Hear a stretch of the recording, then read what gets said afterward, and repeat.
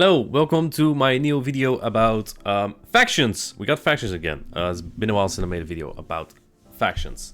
This video I'm going to showcase round 1 of the World Cup factions. The best factions in the world are going to compete against each other in a final bracket of, I believe, 16 teams. And our first opponent was Elite 4 from North America. That's just what I'm going to showcase real quick here. These battles have not been shown anywhere yet. The other battles have been on stream. So yeah, we're just going to go into that. The role I played here is the Atlantis Specialist. It's a Show 8 Band 2 format as well. And these are the mons that are allowed and not allowed in this meta. This was one of the metas that was in the preseason of faction. And it was one that I really liked, even though Walring kind of roll it over, so that makes it a little bit different. But yeah, you can use bug types, dark types, fairy types, poison types, and water types, especially after the poison buff. Fairy types are pretty scary to use here. Other than that, there's regular bands like Megas, Mythicals, Regionals. Azumarill is banned as well. I don't think it would have been too overpowered in this meta, but it is what it is. And unfortunately, shadows are banned. I like shadows, so not too happy with that. So let's look at who I was playing here. It's against Toshi.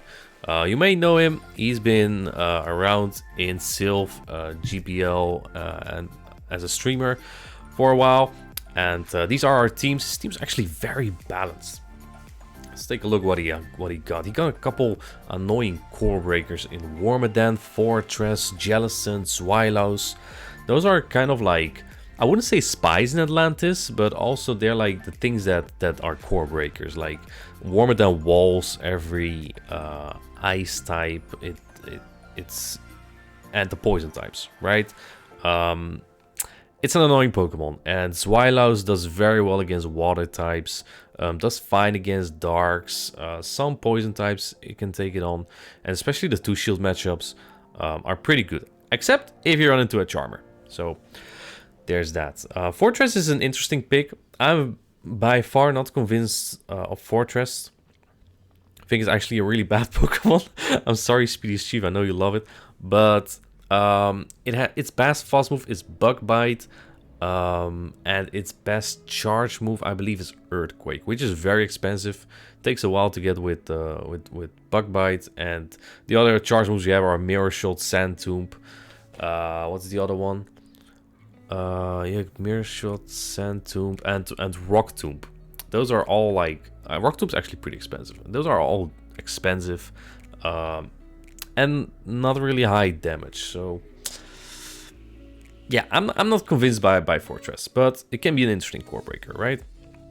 Now for myself, I have Escavalier, which looks very destructive for his line. Escavalier, in basically every meta where Escav is, it's good, because it only has one weakness, which is fire, and it has a very diverse moveset, right? In counter, as fighter coverage, drill run, ground coverage, aerial ace, flying coverage, even though, you know, it's not a great move. And it has stab Mega Horn. Mega Horn hits so hard. So it can beat like dark types, it can beat poison types, it can beat that annoying Wormadan over there. It can beat the Lantern because of drill run. It's really strong. It basically only loses hard to Pelipper. Doesn't do great against Galv, and Jellicent is a nightmare. Other than that, my team looks kind of neutral against that of Toshi. I like Walrein somewhat. Umbreon is always solid, a solid bulky pick. And it felt like it was the time to bring Pelipper again. Does it look useful here? He has 2 electric types and a dragon, and a Jellicent, so kind of iffy to use. But again, it's a Show 8 Band 2 format. Now let's see what we blocked of each other. Just like Toshi blocked my Ascav, so my big core breaker is gone. And my Quagsire actually had a lot of neutral play, but Toshi got rid of it. I don't know what he exactly feared.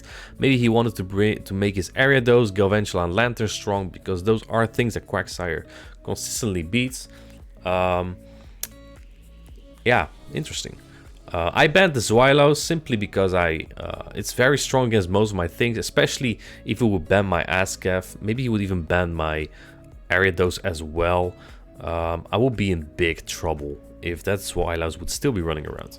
I also banned the Gelf to give Pelipper some more play, and Walrein, especially Walrein. And Lantern have a lot of neutral play right now. Walrein only has a bad matchup against Wormadam here, and well, Lantern isn't great for it, of course. Neither is Fortress, neither is Jellicent actually, but it has good coverage everywhere. And even though I did make that decision to try and make Walrein stronger, it still doesn't look great, right? Because he banned things that I could have used with it. Either way, let's go into these battles real quick here. Let's see. I think it took a while before we both queued up. It's been like 3 or 4 weeks ago since we've played, so these battles are a little bit older. Don't worry, the game was still broken at this time. Okay, let's see. The lead is Lantern into my Pelipper. That's so bad. But I have double electric in the bag. He has no electric answers. He has no Galvantula answers. So I say swap the Galv here. This is his best Galvantula answer. So it makes sense he brings this in here. It's also weak to my Pelipper, right? So, yeah. And this gives me a very bad feeling about this match. Because what I'm thinking now is that he might be running ABB weak to Pelipper. And I'm running ABB weak to... what's it called? Against the Lantern. I'm leading weak against Lantern. And he's weak against my Pelipper in the back. So... I think it just aligns perfectly for him here, but this is flippable. This is very flippable, especially now that he overfarms. This doesn't look very great for him at this moment. Yeah, now that he lets this go, I can actually flip this, and I will, because Pelipper against Lantern is death. That's bad. So I'll definitely take switch here, even though I'm double debuff now. My moves won't do as much anymore. Let's see what he does. He can't farm me down with the Lantern. We've seen it has Spark. So Galvantula is quite strong against. He brings in the Fortress as expected. This thing gets like walled by Pelipper. So he was running double weak to Pelipper in the back, trying to bait it out with an ABB strat. I even get to another one here. Actually, I get there because of desync. But it doesn't matter. Like Pelipper's so good against it. Bring in the Pelipper again, and I bring in my Lantern into his. This is not great. If he can somehow farm me down, because he is ahead on energy, then he kills my Pelipper as well, right? Pelipper gets one shot by any electric charge move.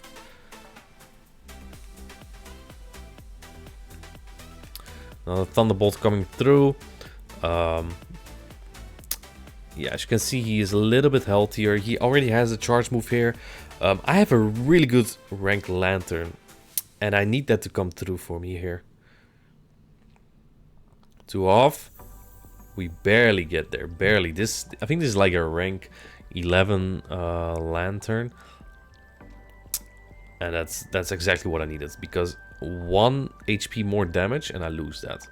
As you can see here, that desync that caused my Gelf to get to another discharge does not make the difference here, because he has no energy anymore. Rock Tomb completely depletes his energy. It's super effective, doesn't even do that much.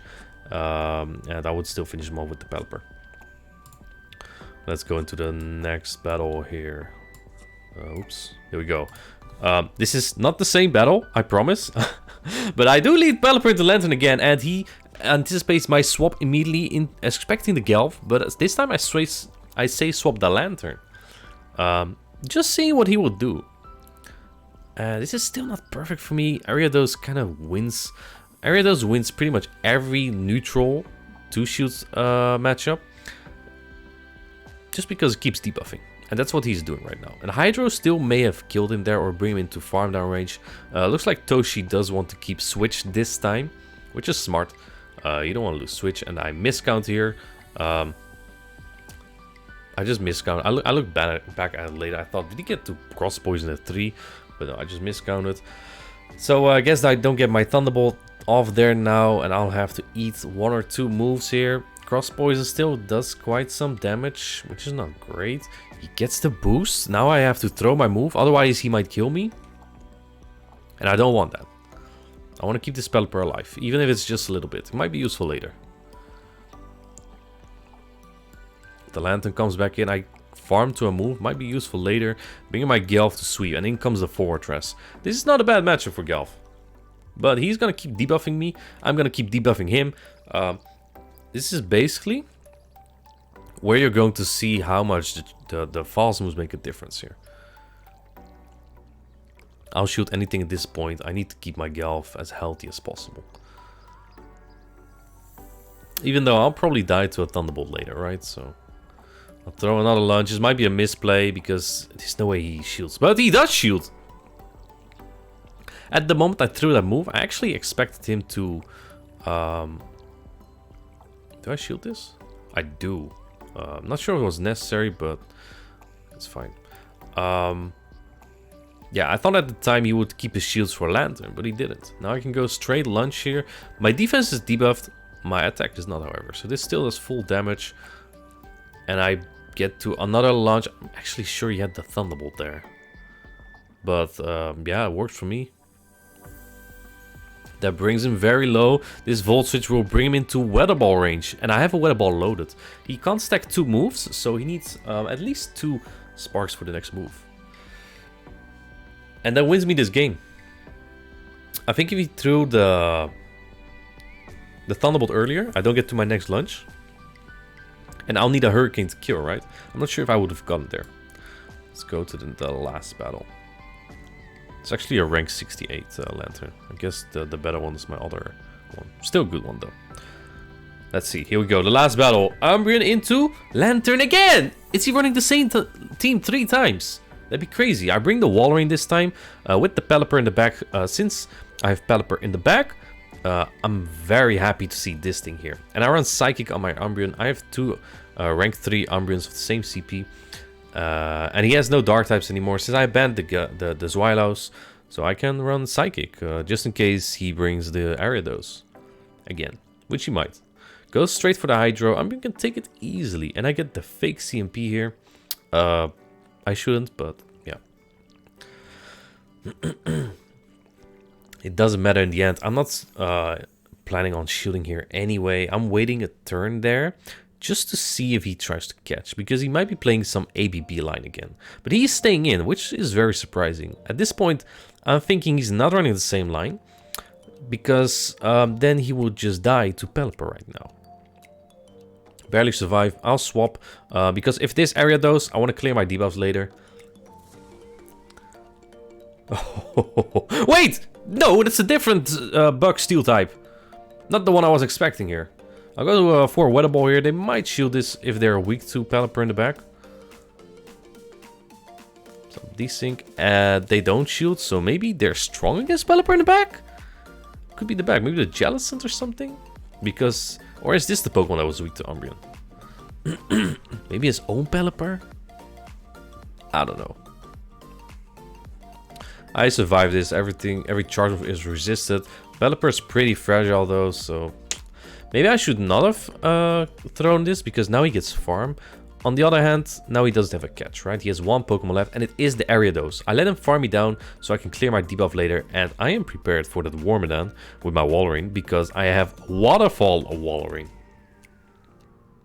Since I brought my electric types every time, I did not expect him to bring the Jellicent, which is another thing that my Walrein would lose pretty hard against. I also should not throw this move. I should just Waterfall down at this point.